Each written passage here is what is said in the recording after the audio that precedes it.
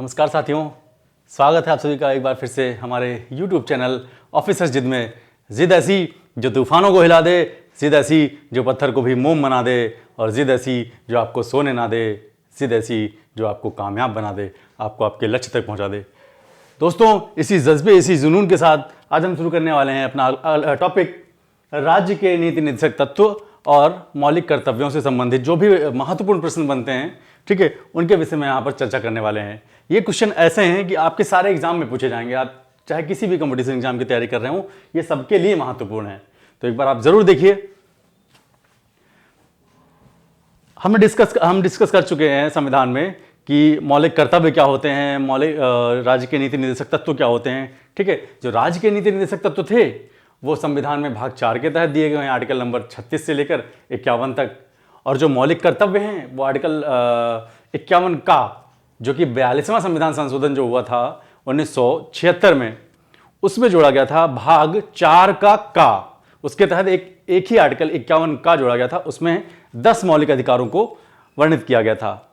लेकिन जब एक और अमेंडमेंट हुआ, आर्टिकल 86वां संविधान संशोधन हुआ, उसके तहत एक और इसमें मौलिक कर्तव्य जोड़ा गया, 11वां मौलिक कर्तव्य। ठीक है, वो चीजें हम यहाँ पर डिस्कस करने वाले हैं। तो पहला क्वेश्चन कह रहा है कि राज्य के नीति निर्देशक तत्व एक ऐसा चेक है जो बैंक की सुविधा अनुसार अदा किया जाता है। यह कथन किसका है? जब हम पढ़ा रहे थे उस टाइम ये डिस्कस कर चुके हैं। ऑप्शन है भीमराव अम्बेडकर, के.टी. शाह, डॉक्टर राजेंद्र प्रसाद और के.एम. मुंशी। तो इसका सही आंसर है के.टी. शाह। के.टी. शाह ने कहा था कि जो ये राज्य के नीति निषेध तत्व हैं, एक बैंक का ऐसा चेक है जो अपनी सुविधा अनुसार कभी भी अदा किया जा सकता है। तो option number B, K T. Shah. Question number 2 कह रहा है कि कल्याणकारी राज्य की संकल्पना का समावेश किसमें है? तो कल्याणकारी जो राज्य है, ठीक है, उसकी संकल्पना होती है हमारे राज्य के नीति निर्देशक तत्वों में। ये चीज आपको ध्यान रखनी है। तो ऑप्शन नंबर ए है मौलिक अधिकार, मौलिक कर्तव्य, राज्य के नीति निर्देशक तत्व और प्रस्तावना। तो राज्य के नीति निर्देशक तत्व। ठीक है, ये कई बार क्वेश्चन पूछा गया है, आपको इसको याद रखना है। अगला क्वेश्चन कह रहा है कि समान कार्य के लिए समान वेतन का प्रावधान कहां पर है? तो समान कार्य के लिए समान वेतन का प्रावधान है हमारे राज्य के नीति निर्देशक तत्वों में। जब हमने डिस्कस किया था डीपीएसपी, तो वहां पर हमने 39 आर्टिकल पढ़ा था, उसके तहत 39 का घा, ठीक है, इसके अंदर दिया गया है कि स्त्रियों व पुरुषों के लिए समान कार्य के लिए समान वेतन। तो ये यहां पर क्वेश्चन आपको ध्यान रखना होगा, बहुत इंपॉर्टेंट क्वेश्चन है, ये कई बार यहां पर एग्जाम में पूछा जा चुका है। अगला क्वेश्चन कहता है कि राज्य के नीति निर्देशक तत्वों को भारतीय संविधान में शामिल किए जाने का उद्देश्य क्या है? ये क्वेश्चन आपके आईएएस में एक बार आ चुका है। पहला ऑप्शन है सामाजिक प्रजातंत्र की स्थापना, दूसरा है राजनीतिक प्रजातंत्र की स्थापना, तीसरा है सामाजिक व आर्थिक प्रजातंत्र दोनों की स्थापना, और चौथा है गांधीवादी प्रजातंत्र। तो यहां पर आपको ध्यान रखना है कि जो ये राज्य के नीति निर्देशक तत्व हैं भारतीय संविधान में शामिल इसलिए किया गया ताकि वहां पर सामाजिक और आर्थिक दोनों तरह के लोकतंत्र की वहां पर प्रजातंत्र की स्थापना की जा सके। ये चीज याद रखना, बहुत इंपॉर्टेंट क्वेश्चन है ये, एक बार आईएएस में भी पूछा जा चुका है ये। अगला क्वेश्चन है कि भारत की विदेश नीति से संबंधित कौन सा अनुच्छेद है? बहुत इंपॉर्टेंट क्वेश्चन है। जब मैं डीपीएसपी वहां पर डिस्कस कर रहा था, तो जो आर्टिकल नंबर 51 था वो कहता था कि अंतरराष्ट्रीय शांति व सुरक्षा की भावना, है ना। तो अंतरराष्ट्रीय शांति व सुरक्षा की भावना किसमें था? आर्टिकल नंबर 51 में। तो वही हमारी विदेश नीति से संबंधित है। कहने का मतलब जो है विदेशों से हमारे कैसे संबंध होंगे, मधुर संबंध बनाने हैं, ठीक है, उनके साथ शांति स्थापित रखनी, किसी प्रकार का वैर, किसी प्रकार का भेदभाव नहीं रखना है, ठीक है। तो वहां पर हमें ये विदेश नीति फॉलो करनी है, शांति एवं सुरक्षा की। तो अंतरराष्ट्रीय शांति और सुरक्षा किसमें दिया हुआ? आर्टिकल नंबर 51 में। ये चीजें आपको यहाँ पर ध्यान रखनी है। अगला क्वेश्चन कहता है कि संविधान के किस अनुच्छेद में मौलिक कर्तव्यों को शामिल किया गया है?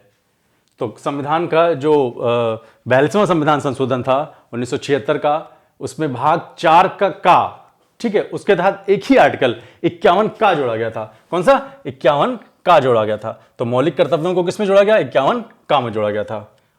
और जब मौलिक कर्तव्य जोड़े गए थे उस टाइम हमारे मौलिक कर्तव्यों की जो संख्या थी वो थी 10। ये भी आपको याद रखनी है। फिर 86वां संविधान संशोधन 86 कॉन्स्टिट्यूशन अमेंडमेंट एक्ट हुआ 2002 में, ठीक है, उसके तहत 11वां मौलिक कर्तव्य जोड़ा गया था। ये भी आपको यहां पर ध्यान रखना है, ठीक है। तो आंसर नंबर बी, संविधान के किस अनुच्छेद में मौलिक कर्तव्यों को शामिल किया? आर्टिकल नंबर 51 का में। फिर अगला क्वेश्चन कह रहा है कि ग्राम पंचायतों का गठन शामिल है।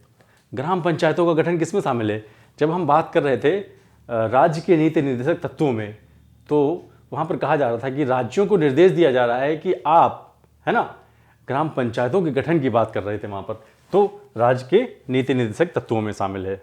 ठीक है, आर्टिकल नंबर 40 के तहत, ये भी आपको याद रखना है। क्वेश्चन पूछ सकता है कि किस अनुच्छेद के तहत ग्राम पंचायतों का गठन किया गया है? तो आर्टिकल नंबर 40 के तहत। कहां किया गया है? राज्य के नीति निर्देशक तत्वों में किया गया है। तो ये आंसर नंबर ए आ जाएगा। अगला क्वेश्चन कह रहा है कि मौलिक कर्तव्यों को किस समिति की सिफारिश पर भारतीय संविधान में जोड़ा गया था? तो ये हम कल ही डिस्कस कर चुके हैं कि सरदार स्वर्ण सिंह समिति के सिफारिश पर। ठीक है, इसको यहां पर जोड़ा गया था। एक समिति और डिस्कस करी थी हमने कल, वर्मा समिति। ये दोनों समितियां हमारी मौलिक कर्तव्यों से रिलेटेड हैं। पहली तो है ये, इसकी संस्तुति पर क्या हुआ था, भारतीय संविधान में ये मौलिक कर्तव्य जोड़े गए थे। और दूसरा जो ये है वर्मा समिति, ठीक है, इसकी ये था कि जो हमारे मौलिक कर्तव्य हैं, है ना कहीं न्यायालय द्वारा प्रवृत्ति नहीं होने चाहिए, कुछ ना कुछ। अगर इनका उल्लंघन हो रहा है तो कहीं ना कहीं आप दंड के भागीदार बनेंगे। तो ये चीजें वहां पर डिस्कस कर गई थी। ठीक है, question number 8, answer number B, Swaran Singh समिति। अगला क्वेश्चन कह रहा है मौलिक कर्तव्यों को किस संविधान संशोधन के तहत जोड़ा गया? अभी डिस्कस किया हमने, 42वां संविधान संशोधन 1976 1976 के तहत जोड़ा गया। किस समिति की सिफारिश पर? सरदार स्वर्ण सिंह की सिफारिश पर। ये भी आपको यहां पर याद रखना है। ठीक है, अगला क्वेश्चन कह रहा है कि उद्योगों में या उद्योगों के प्रबंधन में कर्मकारों की भागीदारी का प्रावधान किस अनुच्छेद में शामिल है? तो यहां पर जो उद्योग हैं, ठीक है, उनके प्रबंधन में, है ना, आर्टिकल नंबर 43 का जब हम डीपीएसपी की बात कर रहे थे तो वहां पर हमने कहा था कि जो उद्योग हैं, है ना, उनके प्रबंधन में कहीं ना कहीं हमें जो वहां के कर्मचारी हैं उनको भी रखना है। तो आर्टिकल नंबर 43 का ये जोड़ा गया था। ये भी 42वां संविधान संशोधन 1976 के तहत इसको भी जोड़ा गया था। ये भी आपको यहां पर याद रखनी है। अगला क्वेश्चन कह रहा है कि जो बंधुआ मजदूर अधिनियम है संसद में कब पारित किया गया था? तो बंधुआ मजदूर अधिनियम संसद में 1976 में पारित किया गया था। ये भी आपको यहां पर ध्यान रखनी है। तो ये कुछ क्वेश्चंस थे, बहुत इंपॉर्टेंट क्वेश्चंस है। ठीक है, वो मैं आपके सामने रख के लेके आया हूं, है ना। इन क्वेश्चंस को आप अगर कर लेंगे तो यकीन मानिए दोस्तों, आपके कोई भी क्वेश्चन वहां पर गलत नहीं होने वाले हैं। किसी भी एग्जाम को आप दे रहे हैं, है ना, वहां पर ये क्वेश्चन आपको याद रखने हैं। तो आशा करता हूं आपको क्वेश्चन अच्छे लगे होंगे। अगर अच्छे लगे हो तो प्लीज लाइक, शेयर, कमेंट और सब्सक्राइब जरूर करें और बेल आइकन दबा दीजिए ताकि आगे के वीडियोस आपको टाइम पर मिलते रहें। बहुत बहुत धन्यवाद।